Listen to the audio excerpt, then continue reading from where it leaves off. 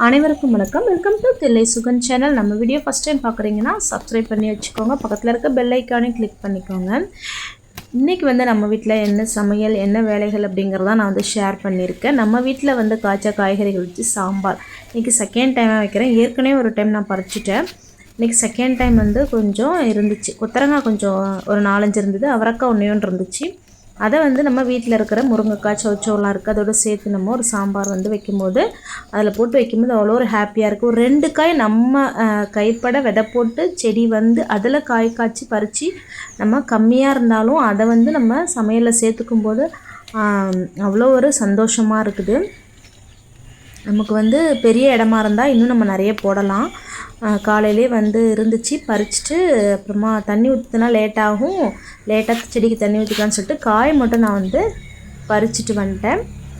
வாழைப்பூ தான் பொரியல் செய்ய போகிறேன் இதுக்கு, சாம்பாருக்கு சைடிஷ்ஷாக. ஆனால் வாழைப்பூ நைட்டே கொஞ்சம் க்ளீன் பண்ணி வச்சுட்டேன். பூ இன்றைக்கி செம்பருத்தி கொஞ்சம் நிறையாவே ஒரு 4-5 பூவே வந்திருக்குன்னு சரியாக விரியல பாருங்கள். அதுக்கப்புறம் 1-2 பூலாம் பறிக்காத பூலாம் சந்தன முல்லைரும்பு இருக்கும் அதிலே. அப்புறம் பாரிஜாதம் பூவும் கொஞ்சம் அதிகமாக தான் பூத்துட்ருக்குது. காலையில் இந்த மாதிரி செடி பூ இதெல்லாம் பார்க்குறதுக்கு ரொம்ப நமக்கு ஒரு பீஸ்ஃபுல்லாக இருக்குங்க, நல்லா இருக்கும். வாழைப்பூ நைட்டே இந்த க்ளீன் பண்ணி வச்சுட்டேன், கட் பண்ணாமல் அப்படியே வச்சுருந்தேன். அதை தான் இப்போ நான் கட் பண்ணிகிட்ருக்கேன். வாழைப்பூ மட்டும் நம்ம காலையெல்லாம் எடுத்தோன்னா கண்டிப்பாக சமையலே செய்ய முடியாது. வாழைப்பூ கீரை அதெல்லாமே அப்படி தான். இதெல்லாம் ஃபஸ்ட்டு நாள் நைட்டே நம்ம அதை என்னென்ன க்ளீன் பண்ணுமோ பண்ணி வச்சா தான் முடியும். அது உள்ளே இருக்க அந்த காம்பு அதெல்லாம் எடுத்துகிட்டு வச்சுருந்தேன். கட் பண்ணால் நல்லா இருக்காதுன்னு சொல்லிட்டு கலர் ஒரு மாதிரி கருப்பாகிடும். கொஞ்சம் முருங்கைக்கீரை சேர்ப்பேன், கம்மியாக தான் கிடச்சிது எனக்கு முருங்கைக்கீரை. அப்புறம் அதையும் கீரையும் வச்சுருக்கேன். அப்புறம் இது கூட கொஞ்சம் மோர் ஊற்றி நம்ம 2-3 டைம் வாஷ் பண்ணோன்னா அந்த கசப்பு தன்மை கொஞ்சம், ஏன்னா கசப்போடு சாப்பிட்றது தான் நமக்கு உடம்புக்கு நல்லது. கசப்பு இல்லை, இது ஒரு துவர்ப்பு சுவையாக இருக்கும். மோர் போட்டு நல்லா கொஞ்சம் நேரம் அப்படியே ஊற வச்சுட்டு திரும்ப வாஷ் பண்ணி சேர்த்துக்கணும். சாம்பாரும் ரெடி பண்ணிட்டேன். நம்ம தோட்டத்தில் பறித்த காய்கறி வச்சு ரெடி பண்ணிட்டேன். கொத்தரங்காய் அப்புறங்க கட் பண்ணி போட்டிருக்கோம். அவ்வளோ ஒரு பிஞ்சை சாப்பிட்றதுக்கு அவ்வளோ நல்லா இருந்துச்சு, இல்லை பிஞ்சு காயாக இருந்துச்சு. ரெடி ஆகிடுச்சுங்க. கொத்தமல்லி போட்டு இறக்கிட வேண்டியதான். அதுக்கப்புறம் வாழைப்பூ செய்கிறதுக்கு வெங்காயம் தேவைப்படுது. சாம்பாருக்கு மட்டும் நான் கட் பண்ணியிருந்தேன். திரும்ப வாழைப்பூக்கு இப்போது வெங்காயம் கட் பண்ணி நம்ம பொரியல் செய்ய வேண்டியது தான்.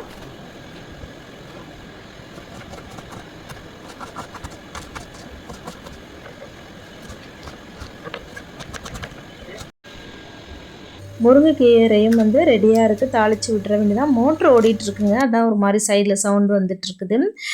முருங்கைக்கீரைக்கு வேறு ஒன்றும் இல்லைங்க, கடுகு கொஞ்சம் சீரகம் போட்டுட்டு காஞ்ச மிளகாய் போடுவேன். பச்சைப்பருப்பு இருந்தால் சேர்த்துப்பேன், அப்படி இல்லைன்னா கடலைப்பருப்பு சேர்த்துப்பாங்க. சிலர் வேர்க்கடலையை வறுத்து பொடிச்சு அதை கூட சேர்ப்பாங்க. இதெல்லாம் நல்லா வதங்கினதுக்கப்புறம் நான் க்ளீன் பண்ணி வச்சுருக்க வாழைப்பூ சேர்த்துப்பேன். வாழைப்பூ கொஞ்சம் பாதி அளவு வெந்ததுக்கப்புறம் முருங்கைக்கீரையும் சேர்த்துக்கிறேன். சேர்த்து நல்லா ரெடியாந்து இறக்கிட வேண்டியது தான். நெக்ஸ்ட்டு பார்த்திங்கன்னா சிவப்பு அரிசி நான் அரைச்சி வச்சுருக்கேன். முன்னாடி இட்லி நான் இட்லி தோசையும் செஞ்சு காமிச்சிருக்கேன் சிவப்பு அரிசியில். இப்போ ஆப்பம் தான் நான் செய்ய போகிறேன். ஆப்பம் ரொம்ப நாளாக ஆகுது செஞ்சு, ரொம்ப விரும்பி பிள்ளைங்க சாப்பிடுவாங்க, கேட்டுகிட்டே இருந்தாங்க. நான் சிவப்பரிசி கலந்து தான் செஞ்சுருக்கேன். வெள்ளரிசியும் சிவப்பரிசியும் கலந்து இட்லிக்கு தான் நான் அரைச்சிருக்கேன். அதிலே நான் கொஞ்சம் ஆப்பம் பசங்களுக்கு வெல்லம் போட்டு செஞ்சு கொடுத்தேன். ஆப்பம் ரேஷியோ பார்த்திங்கன்னா 1 டம்ளர் பச்சரிசினா 1 டம்ளர் சிவப்பரிசி, அதுக்கப்புறம் 1/4 டம்ளருக்கும் கம்மியாக கொஞ்சம் உளுந்து, வெந்தயம், அவ்வளோதாங்க. சிலர் சாதம் போட்டு அரைப்பாங்க, சிலர் தேங்காய் போட்டு அரைப்பாங்க, அதெல்லாம் நான் போடுறதில்ல. ஆனால் அதெல்லாம் போட்டால் இன்னுமே நல்லா சாஃப்டாக இருக்கும். நான் சிம்பிளாக இப்படி மட்டும் நான் செஞ்சு கொடுத்துருவேன். தேங்காய் பால் லீவில் இருந்தாங்கன்னா, ஃப்ரீயாக இருந்தாங்கன்னா தேங்காய் பால் செஞ்சு கொடுப்பேன். ஸ்கூல் டைமாக அதனால் சாம்பாரே அவங்க தொட்டுகிட்டே சாப்பிட்டாங்க. அதுக்கப்புறம் இதான் இன்றைக்கி ஸ்கூலுக்கு பசங்களுக்கும் அவங்க அப்பாவுக்கும் லன்ச்சு, டிஃபன் இது எல்லாமே எல்லாம் ஸ்கூலுக்கு போயிட்டாங்க. அதுக்கப்புறம் நம்மளோட ஆஸ் யூஷுவல் டெய்லி ரொட்டீன் என்ன, பாத்திரம் கழுவுறது, வீடு க்ளீன் பண்ணுறது, துடைக்கிறது, கழுவுறது, இது தான். ஸ்டவ் கொஞ்சம் ரொம்ப ஆயிலாகிடுச்சு இன்றைக்கி, அதனால் சோப் போட்டு இது பண்ணிட்டேன். கொஞ்சம் அழுக்கு இல்லாமல் இருந்தால் வெறும் டவல் வச்சு துடைச்சிருவேன். கொஞ்சம் எண்ணெய் அதிகமாக இருந்தால் சபீனா போட்டு இது பண்ணிவிட்டு, ஈரம் இல்லாமல் சபீனா போட்டு நல்லா துடைச்சிட்டு அதுக்கப்புறம் அந்த டவல் போட்டு துடைச்சிருவேன். டவல் அதுக்கப்புறம் துவைச்சிருவேன். ஃபுல்லாக வந்து ஸ்டவ் அதை சுற்றி உள்ளது எல்லாமே நான் வந்து அப்படியே க்ளீன் பண்ணிவிட்டு கீழே அதுக்கப்புறமா தான் கிச்சனை கூட்டி அள்ளுவேன். இது வந்து தண்ணி வந்து இதில் இன்றைக்கி ஏன் பிடிச்சி வச்சுருக்கேன் அப்படின்னு பார்த்தீங்கன்னா, கேன் வாட்டர் தான் வாங்கியிருக்கேன். என்னாச்சு, நான் ஏற்கனவே சொன்னேன் கொஞ்சம் நம்ம வந்து ரிப்பேர் ஒர்க் பண்ணோன்னா, நான் அதுக்கப்புறமும் தண்ணி வந்து ஸ்லோவாக ஏறுது, மோட்ரு மாற்றணும்னு சொல்லியிருக்காங்க. நெக்ஸ்ட்டு தண்ணியோட டேஸ்ட்டே வந்து மாறிடுச்சு. டேஸ்ட் வந்து சாதாரணமாக ஃபில்டர் தண்ணி மாதிரியே இல்லை. அதனால் வந்து சரி வரல அப்படின்னு சொல்லிட்டு சமைக்க மட்டும் அதை வச்சுக்கிட்டு குடிக்கிறதுக்கு கேன் வாட்டர் வாங்கியிருக்கோம். கேன் வாட்டர் தான் நான் அந்த சின்ன தவளையிலையும் ஊற்றி வச்சுருக்கேன். இதெல்லாம் இங்கே வைக்கிறதுனால நமக்கு சமைச்சி சாப்பாடெல்லாம் வைக்கிறதுக்கு இடம் இல்லை. அதனால் டேபிளில் தூக்கிட்டு வந்து இங்கே போட்டுட்டேன். ஹால்லே அது ஒன்றும் இல்லை, சும்மா தான் இருக்குது. சும்மா பசங்க வந்து ஏதாவது ஒரு பொருள் வச்சுட்டே இருக்காங்க. டேபிளில் தூக்கிட்டு வந்து இங்கே போட்டுட்டேன். சமைச்சதையும் வச்சுக்கலாம், உட்காந்து சாப்பிட்டுக்கலாம், காய் கட் பண்ணிக்கலாம் அப்படின்னு சொல்லிட்டு கொஞ்சம் இதெல்லாம் நகர்த்தி வச்சுருக்கேன். ஃப்ரிட்ஜ் அதெல்லாம் அப்பப்போ கொஞ்சம் கொஞ்சம் மாற்றி மாற்றினா வச்சுட்டே இருப்பாங்க. கொஞ்சம் நாளைக்கு அப்புறம் அப்படியே மாற்றி மாற்றி வச்சா தான் எனக்கு பிடிக்கும். இன்னும் கொஞ்சம் இங்கே வைக்கிற வேலைகள் இருக்குது. இந்த பக்கெட் எல்லாம் மேலே தூக்கி வைக்கணும். ஏன் வேஸ்ட்டாக கீழே இருக்குன்னு தெரியல. கொஞ்சம் எக்ஸ்ட்ரா உள்ள பாத்திரம்லாம் போட்டு வச்சேன், மேலே தூக்கி வைக்க முடியல. இங்கே கொஞ்சம் ஸ்பேஸு இருக்குது, கொஞ்சம் நகர்த்தி வச்சா இடம் இருக்கும். வச்சுட்டு கொஞ்சம் இந்த இடம் ஃப்ரீ பண்ணலான்னு நான் நினச்சிட்ருக்கேன். நெக்ஸ்ட்டு வந்து நம்ம பக்கத்து வீட்டு குழந்தைவன் நம்மள்கிட்ட வந்து டெய்லி வந்து பேசிட்டு விளையாண்டுட்ருப்பான். என் கூட இங்கே வந்து வீட்டில் இருக்கணும்னு சொல்லி ரொம்ப அடம் பண்ணுவான். அழுது அடம் பிடிச்சி வருவான், வந்து இங்கே என் கூட வந்து விளையாண்டுட்ருப்பான்.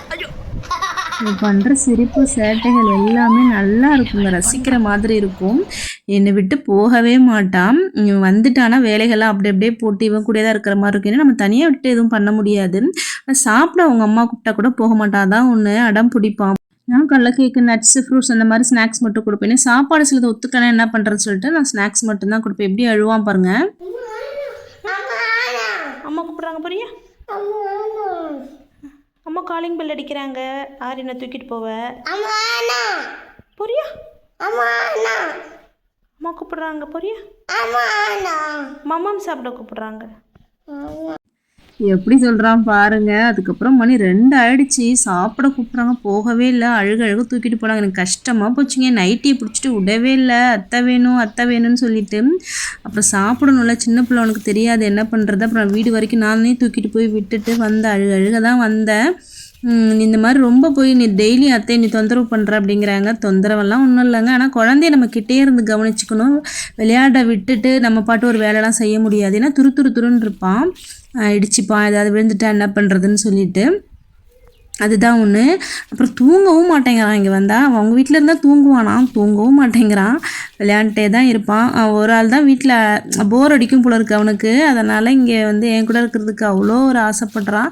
என்ன பண்ணுறது, எனக்கு ரொம்ப கஷ்டமாக இருந்துச்சு. அதுக்கப்புறம் தூக்கிட்டு போனதுக்கப்புறம் தான் மற்ற வேலைகள்லாம் நான் வந்து பார்த்தேன். பாத்திரம்லாம் அப்படியே இருந்துச்சு, கழுவிட்டு அதுக்கப்புறம் சாப்பிட்டுட்டு பின்னாடி ஃபுல்லாக கூட்டிட்டு சைடில் கொஞ்சம் துணிகள்லாம் போட்டிருந்தேன். அதெல்லாம் வந்து எடுத்துகிட்டு துணியெல்லாம் மடிச்சுட்டு அப்புறம் மிஷினில் துணி போட்டிருந்தேன், அதையும் காய வச்சுட்டு 2 மணிக்கு அப்புறம் தான் எல்லா வேலையுமே நான் பார்த்தேன். சரி டெய்லியுமே அன்றைக்காவது ஒரு நாள் தானே, குழந்தை தானே விடுங்க அப்படின்னு சொல்லிட்டு சொன்னேன். இல்லைங்க ரொம்ப அவன் டிஸ்டர்ப் பண்ணுவான் அவங்கள அப்படின்றாங்க. குழந்தை தானே, அவனுக்கு என்ன தெரியும். டவுன்லலாம் பார்த்தீங்கன்னா குழந்தைங்க இப்படி தான் வீட்டுக்குள்ளேயே நம்ம அடைச்சி வச்சு அவங்களுக்கு ரொம்ப வெளியில் விளையாடணும், வந்து பக்கத்து வீட்டுக்கு போகணும் அப்படிலாம் ரொம்ப ஆசைப்படுறாங்க. ஊர்லலாம் அப்படி இருக்க முடியாது, வெளியில் வந்து தான் ஆகணும். குழந்தைங்களாம் விளையாடுவாங்க. இங்கே அதுதான் ஒன்று மிஸ்ஸிங். பாப்பாவுமே அப்படி தான் வீட்டுக்குள்ளேயே தான் இருப்பாங்க. தம்பி வந்தானா கொஞ்சம் நேரம் அவங்க கூட விளையாடுவாங்க. இந்த ஸ்டிக்கு 2மே பசங்களோட அந்த சிலம்பம் ஸ்டிக்கு 2 பேருமே சிலம்பம் கிளாஸ் ஸ்கூலில் வந்து எக்ஸ்ட்ரா கரிக்குலரில் சேர்ந்துருந்தாங்க. அது அப்படியே இருக்குது, இப்போ இல்லை. கராத்தாவில் பாப்பா மாற்றிக்கிச்சு, பெரிய பாப்பாவுக்கும் முடிஞ்சிருச்சு, அப்படியே இருக்குது அது. அதுக்கப்புறம் காஞ்ச துணிகளும் இருக்குது, அதையும் வந்து எடுக்கணும். இப்படி தான் இன்றைக்கி வந்து என்னோடய வேலைகள்லாம் இருந்துச்சு. பின்னாடிலாம் ஃபுல்லாக வந்து கூட்டிகிட்டு அதுக்கப்புறம் ஈவினிங் செடிங்களுக்கெலாம் வந்து தண்ணி அடிக்கணும். பூ கொஞ்சம் பறிச்சிருக்கேன், மேலே வந்து இன்னும் கொஞ்சம் பூ பறிக்க வேண்டியது இருக்குது. அந்த கூடை வச்சு நான் பூ பறிப்பேன் பாருங்கள், அந்த கூடையை கூட அடையாளமாக தெரிஞ்சு வச்சுருக்கான் ஆரியன். அந்த கூடையை எடுத்துகிட்டு பூ பறிக்க என்னை கூப்பிட்டுட்டு இருந்தான், அத்தி பூ அப்படின்னு சொல்லிட்டு. அதெல்லாம் ஷார்ப்பாக கவனிக்கிறானேன்னு நினச்சிட்டு இருந்தேன். அதுக்கப்புறம் கொஞ்சம் இனிமையாக தான் பூ வந்து பறிக்கணும். பாதி பூ முக்காவே பறிச்சிருக்கேன். ஈவினிங் பூத்ததுக்கப்புறம் கொஞ்சம் பறிக்கணும்.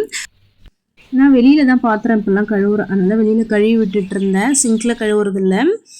அப்புறம் வந்து இன்றைக்கி ரொம்ப ஹெல்த்தியான சிவப்பரிசி ஆப்பம் வந்து வந்து செஞ்சிருந்தேன். வந்து அல்டர்னேட்டிவா வந்து செய்யலாம். டெய்லி ஒரே மாரி இட்லி, தோசை வந்து நம்ம வெள்ளை அரிசியில செய்றதுக்கு சிவப்பு அரிசியில ஹெல்த்தியா குழந்தைங்களுக்கு செஞ்சு குடுங்க. வாரத்துல ஒரு நாளாவது செஞ்சு குடுங்க. நம்மளோட வீடியோவ வந்து முடிச்சுக்கிறேங்க. பிடிச்சிருக்குன்னு நினைக்கிறேன். லைக் பண்ணுங்க, ஷேர் பண்ணுங்க. கண்டிப்பா கமெண்ட் பண்ணுங்க. மறக்காம சப்ஸ்கிரைப் பண்ணிடுங்க. நெக்ஸ்ட் ஒரு நல்ல வீடியோல மீட் பண்ணலாம். தேங்க்ஸ் ஃபார் வாட்சிங். Thank you so much.